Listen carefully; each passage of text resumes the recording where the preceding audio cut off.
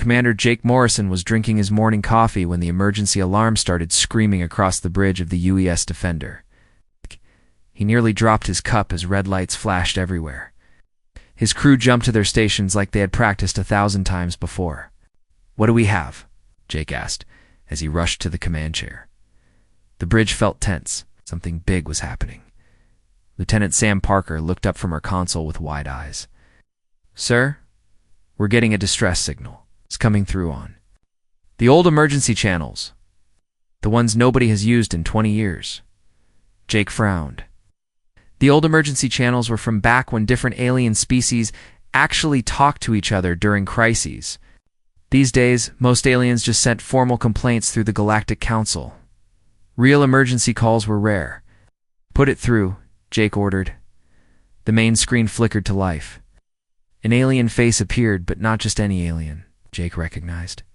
The blue skin and silver markings immediately. This was a Zellery, the same species that had spent the last 5 years calling humans dangerous and warlike. But this Zellery looked nothing like the proud ambassadors Jake had seen on the news. This one was scared. Really scared. His eyes were wide with panic, and his usually perfect appearance was messy and dirty. "Please," the Zellery said in broken English.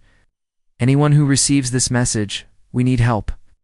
The Vorthons are attacking our homeworld. They are killing civilians. Our defense fleet is gone. Our cities are burning. Please, we beg you, send help." Transmission cut to static. The bridge went silent except for the quiet hum of the ship's engines. Jake stared at the empty screen, trying to process what he had just seen. "Sir?" Lieutenant Parker asked quietly. "Should I forward this to Earth? Command?" Jake nodded slowly. "Yes, send it immediately. Mark it as priority 1. As Parker worked at her console, Jake thought about the irony of the situation. 5 years ago, the Zellery had been the loudest voices in the Galactic Council, demanding that humans stop building warships. They had called human military expansion a threat to galactic peace. They had voted for Resolution 847, which limited how many ships humans could build and where they could deploy them. The Zellery ambassador stood before the entire galaxy and declared that humans were too aggressive and too quick to resort to violence. He had said that humanity's military mindset was primitive and dangerous to civilized species.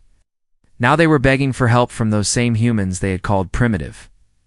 Captain Lisa Torres was working late in the communications center when the message from the Defender arrived.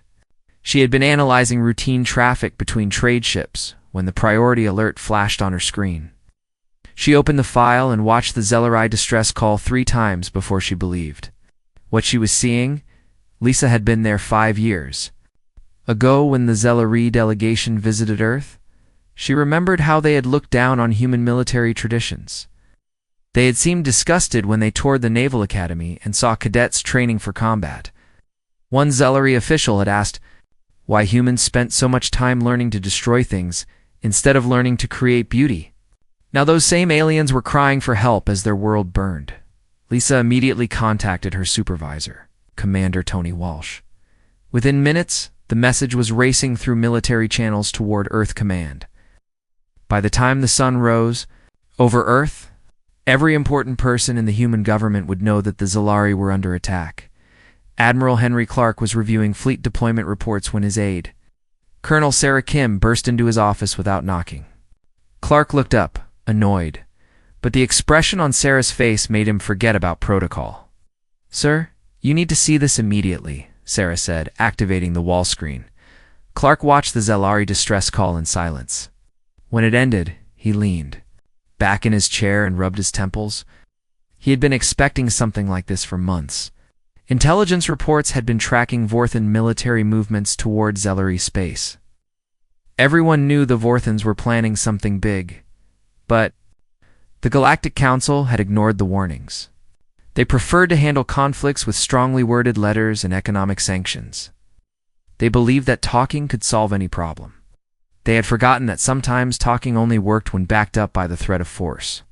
The Vorthons knew this. They had been watching the galaxy for decades, noting which species had real military power and which ones only had fancy words. The Zelari fell into the second category. Their ships were beautiful, but they were designed for exploration and trade, not war. Their crews were scholars and diplomats, not soldiers. The humans, on the other hand, had been building real warships. Human crews trained constantly for combat. Human military doctrine assumed that eventually someone would start a fight, and humans wanted to be ready to end it quickly. This had terrified the other species in the galaxy. They had spent centuries believing that advanced civilizations didn't need militaries. They thought that intelligent beings would naturally choose peace over war. Humans were proof that this wasn't always true. Now, the Vorthons were proving it, too, but in a much more violent way. Clark's secure communicator chimed. He answered it immediately. "Admiral, this is President Kate Johnson. I assume you've seen the Zelari transmission." "Yes, Madam President. I'm already pulling together a threat assessment." "Good. I'm calling an emergency cabinet meeting in 2 hours. I want your recommendations." Clark nodded, even though the president couldn't see him. "I'll be ready." After the call ended, Clark sat quietly for a moment. He knew what his recommendation would be. The question was whether the president and Congress would have the courage to act on it. Lieutenant Colonel Amy Wright was monitoring deep space sensors from the Mars Defense Station when the Vorthon fleet's signatures appeared on her screen. She had been tracking their movements for weeks, watching as they gathered ships from across their empire. The Vorthon Empire was different from most galactic civilizations. While other species had evolved beyond warfare, the Vorthons had embraced it. They believed that strength gave them the right to take whatever they wanted from weaker species. They had conquered a dozen worlds in the past century, always picking targets that couldn't fight back effectively. Amy had studied Vorthon tactics at the War College. They preferred overwhelming force against civilian targets. They would bombard cities until the local government surrendered, then occupy the planet with ground forces. It was brutal, but effective against species that weren't prepared for real war. The Zelari definitely weren't prepared. Their entire military philosophy was based on the idea that no civilized species would attack another without provocation. They had spent centuries building a society focused on art, science, and philosophy. War was something they read about in history books, not something they expected to face. Amy watched the sensor readings and felt sick. The Vorthon fleet was massive. Even if every Zelari ship fought perfectly, they would be outnumbered 10-1. And Zelari ships weren't designed for combat. They would be slaughtered unless someone helped them. Someone with real warships and crews who knew how to use them. Amy reached for her communicator. Ruth Command needed to know exactly what the Zelari were facing. Maybe then the politicians would understand that this wasn't a problem that could be solved with diplomatic protests and economic sanctions. This was a problem that required warships. President Kate Johnson stared at the wall screen in the White House Situation Room. The Zelari distress call had been playing on repeat for the past hour as her cabinet debated what to do. Around the long table sat the most powerful people in human government, and they could not agree on anything.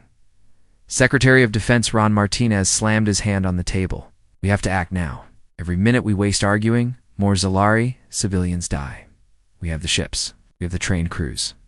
We can stop this massacre." Secretary of State Helen Brooke shook her head firmly. "Ron, think about what you're saying. If we send our fleet to fight the Vorthons, we prove everything the galaxy has said about us. They already think we're too violent. This would confirm their worst fears." "Their worst fears?" Ron's voice rose with anger. "Helen, their worst fear should be the Vorthons burning their cities. The Zelari are begging us for help. When did helping people become wrong?" Helen remained calm but firm. "It's not about right or wrong, it's about consequences. If we intervene militarily, every species in the galaxy will unite against us. They'll see us as the biggest threat to peace." Attorney General Lisa Park spoke up from her seat. "From a legal standpoint, we're not bound by any treaties to help the Zelari. In fact, Resolution 847 specifically restricts our military operations outside human space." President Johnson finally spoke. "Lisa, can we legally ignore Resolution 847 if we claim this is a humanitarian mission?" "It's possible, but it would be a stretch." The Galactic Council would almost certainly challenge any military action we take. Ron Martinez stood up and began pacing. The Galactic Council? They've been debating this crisis for 3 days now. 3 days. You know what their latest resolution says? It expresses deep concern about the situation and calls for peaceful dialogue between the Vorthans and Zellari. He turned to face the president directly. Madam President, the Zellari government will be extinct before the council finishes writing their strongly worded letter. We're the only ones who can stop this. Admiral Henry Clark had been silent during most of the debate. Now he cleared his throat. If I may, Madam President, I'd like to present the military situation. The wall screen changed to show a tactical map of Zellari space. Red dots marked Vorthan ships, while blue dots showed what remained of the Zellari defense fleet. The red dots vastly outnumbered the blue ones. The Vorthan Empire has committed approximately 300 warships to this assault, Clark explained. The Zellari have maybe 30 ships left, and most of those are damaged.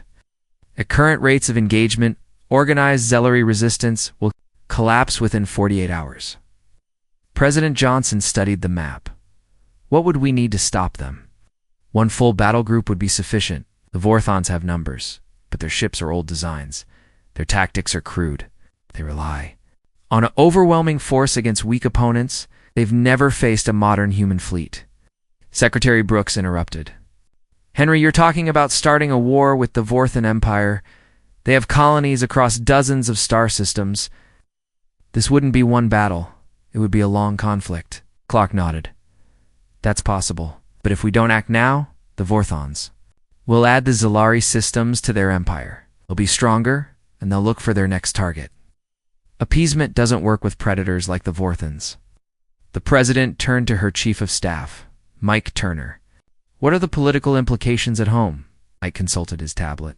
The polls are mixed. About 40% of Americans support military intervention. 30% oppose it. The rest are undecided. Congress is similarly divided. About our allies? The Mars colonies? The Europa stations? Mars Colony Council voted unanimously to support intervention. They remember what it was like before Earth's protection. Europa's more cautious, but they're leaning toward action. Across the solar system on Mars, Governor Pete Sullivan was having his own emergency meeting. The Mars colonies had been the first human settlements to face alien aggression, back when pirates from the Outer Rim thought humans were easy targets. Mars colonists knew the value of being able to fight back. The Zellari made their bed, Councilwoman Rachel Davis said. They voted to restrict our military. They called us warmongers. Why should we risk our people to save them? Sullivan looked out the window at New Phoenix, the largest city on Mars. 20 years ago, this place had been under siege by alien raiders. Human warships had saved it. Without those ships, everyone he cared about would be dead or enslaved. Because it's the right thing to do, Sullivan said simply. Yes, the Zellar were wrong about us. But that doesn't mean we should let them die. Councilman Bob Freeman disagreed. Pete, we barely have enough ships to protect our own colonies. If we send the fleet to help the Zellari, what happens if someone attacks us while they're gone?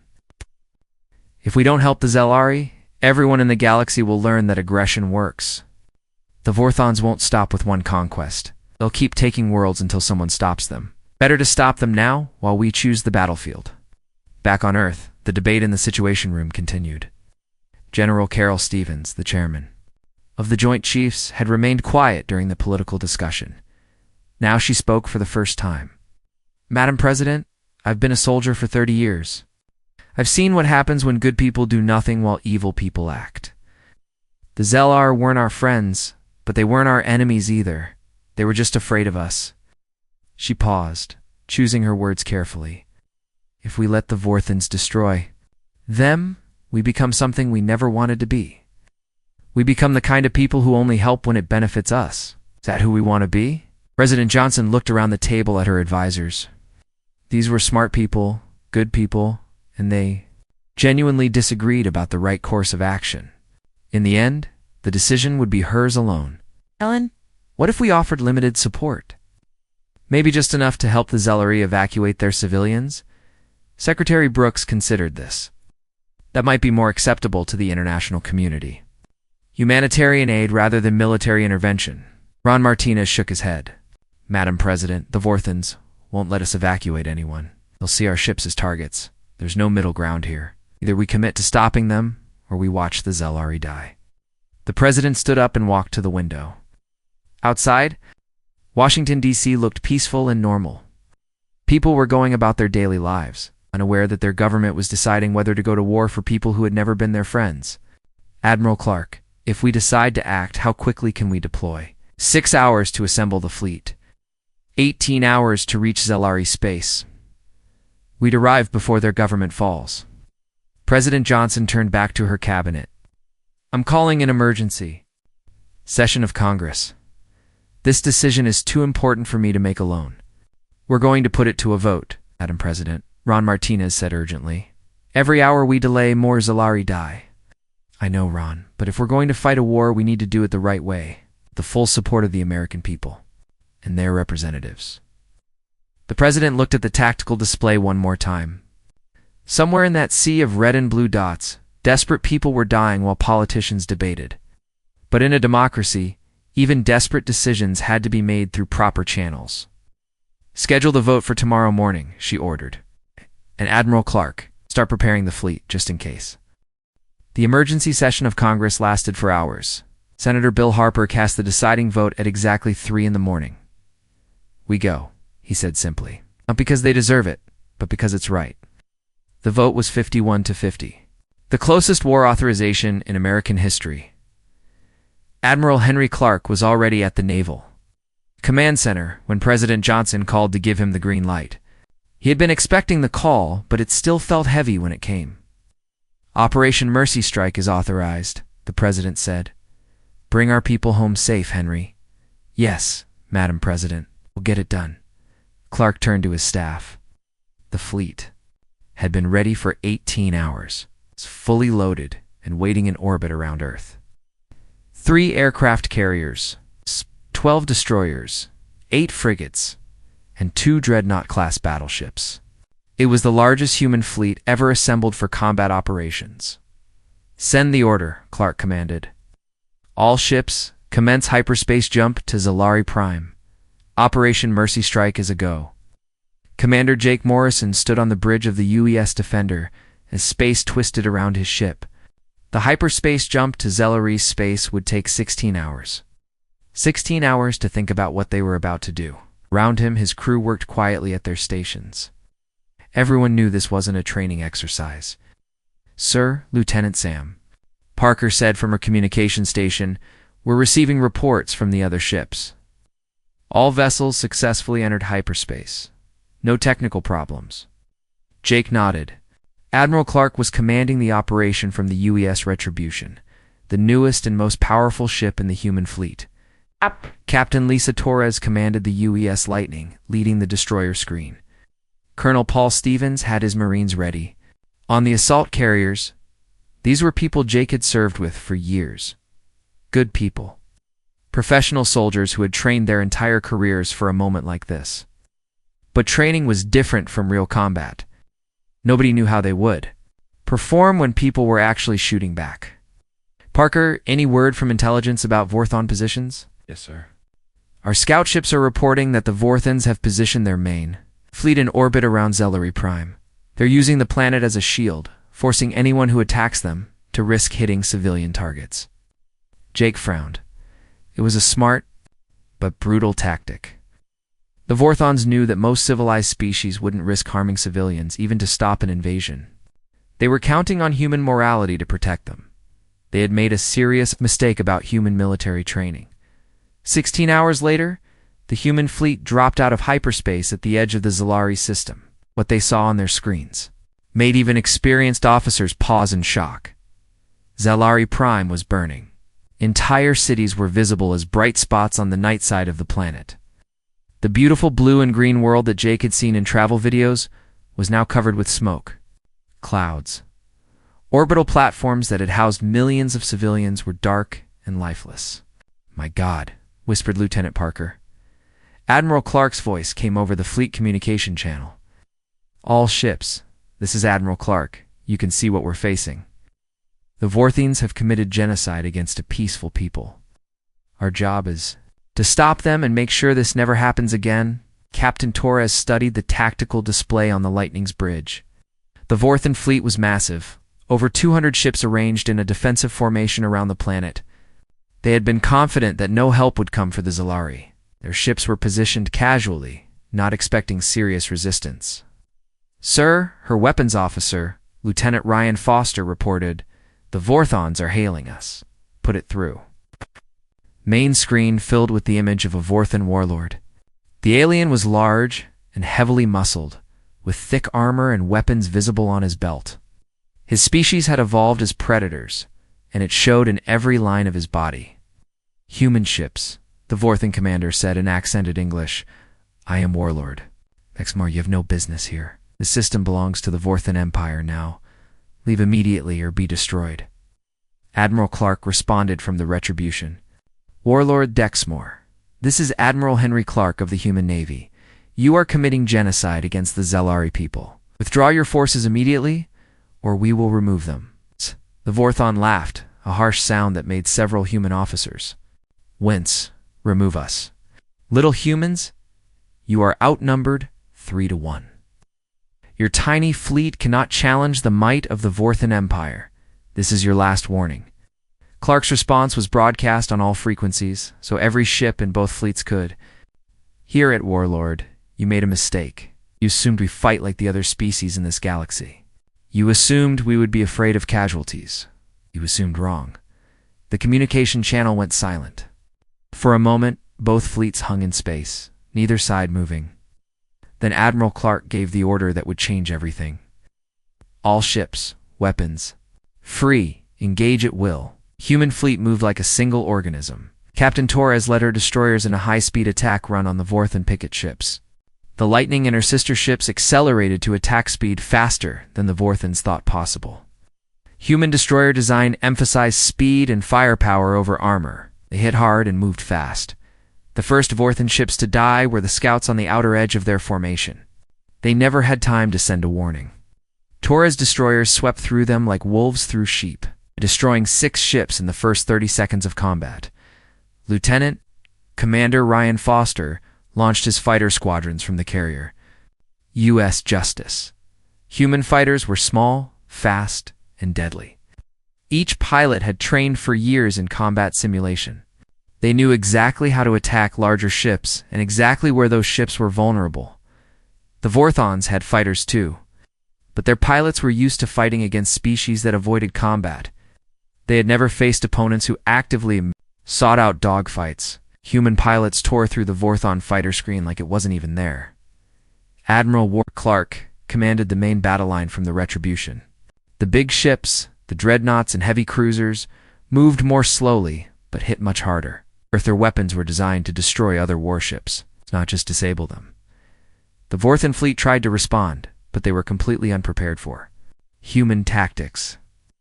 Most galactic species fought defensive battles, trying to minimize casualties and damage. Humans fought to win as quickly as possible. Every human ship captain was looking for ways to destroy enemy vessels, not just drive them. Away, Commander Morrison found himself in the middle of the biggest space battle in human history. The Defender was smaller than the main battleships, but her crew knew their job. They hunted damaged Vorthin ships and finished them off before they could escape or repair themselves. "Sir," Lieutenant Parker called out, "the Vorthins are trying to retreat to the far side of the planet." Jake smiled grimly. "Not today. Helm, intercept course.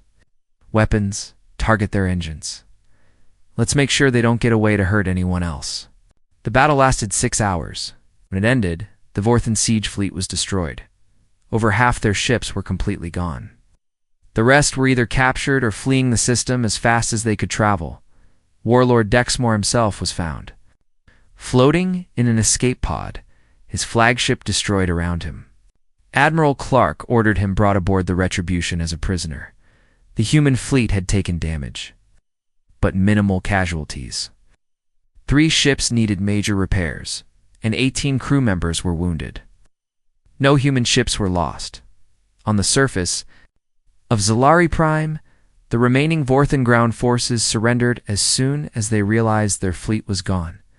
Without orbital support, or trapped on a hostile planet with no way to escape, Colonel Paul Stevens led the Marines who accepted their surrender. The Vorthans, who had been so confident just hours before now, looked shocked and defeated. They had never imagined they could lose so completely. The Zelari, who had survived the siege, came out of their shelters to see human ships in orbit, where Vorthan vessels had been. They could hardly believe what had happened. The species they had called warmongers had traveled across the galaxy to save them. Ambassador Kethfer, the same Zelari who had pleaded for help, sent a message to Admiral Clark. "Thank you," he said simply. "We were wrong about you. We were wrong about everything." 3 weeks after the battle, Admiral Henry Clark stood in the rebuilt Zelari Capitol building. Around him, human engineers worked alongside Zelari workers to repair the damage from the Vorthon bombardment. The sight would have been impossible to imagine just a month ago. The Zelari had called an emergency session of their High Council to formally thank the humans. Ambassador Kethfer led the ceremony, his voice shaking with emotion as he spoke. "We stand here today because of human courage," Kethfer said to the assembled crowd. "We called them barbarians. We restricted their fleets. We told the galaxy that humans were too dangerous to be trusted with weapons. We were fools." Clark listened politely, but he was more interested in the practical work happening around the planet. General Pete Sullivan had arrived from Mars with relief supplies and medical teams. Human doctors were working in Zelari hospitals, treating wounds that Zelari medicine couldn't handle. Human food shipments were feeding refugee camps across 3 continents. Captain Lisa Torres, now promoted to Admiral, commanded the Joint Defense Initiative. Her job was to coordinate military cooperation between humans and any alien species that wanted protection from aggressors like the Vorthans. In just 3 weeks, 12 different species had quietly approached human representatives, asking about defense treaties. The galaxy was learning what the Zelari now understood. Strength didn't automatically mean aggression. Sometimes the most peaceful species were the ones willing and able to fight for peace. Commander Jake Morrison.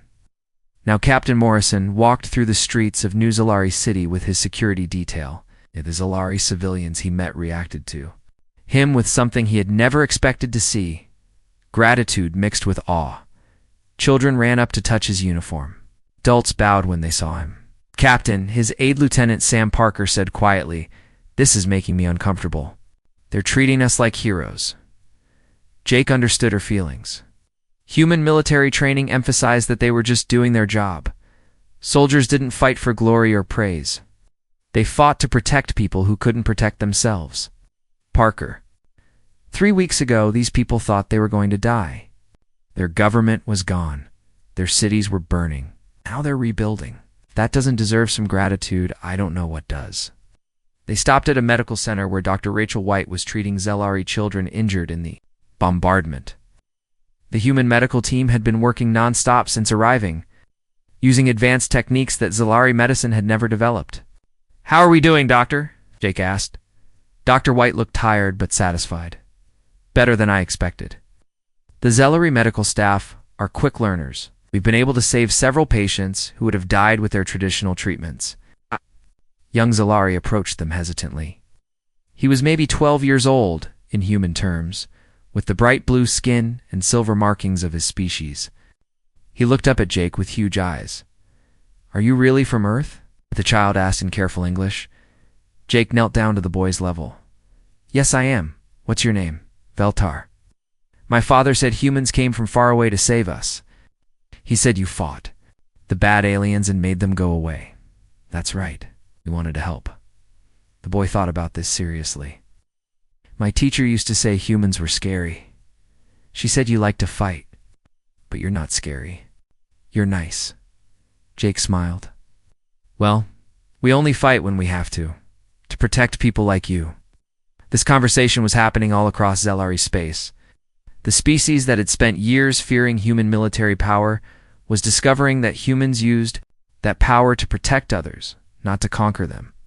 Back on Earth, President Kate Johnson addressed a joint session of Congress. The success of Operation Mercy Strike had changed public opinion dramatically. Approval ratings for the intervention had jumped to over 70% once people saw the results. Actions of our military and zealotry space prove something important, Johnson told the assembled lawmakers. Strength without compassion is brutality, but compassion without strength is helplessness. We have both, and that makes us responsible for using them wisely. The president announced a new program called the Galactic Protection Initiative. Human fleets would be stationed at key locations throughout known space, ready to respond to aggression against peaceful species. It was the largest expansion of human military presence in history. But now other species were asking for it instead of protesting against it. Senator Bill Harper, the man who had cast the deciding vote for intervention, spoke to reporters after the president's speech. A month ago, half the galaxy saw us as a threat. Now they see us as protectors. The difference isn't in what we can do, it's in how we choose to use our abilities. The change wasn't just political, it was cultural. Captain Torres received requests from alien species asking to send observers. 2 human military academies. They wanted to learn human tactics and strategies. More importantly, they wanted to understand the philosophy behind human military thinking. Colonel Paul Stevens found himself teaching a class at the Naval War College with students from 6 different species.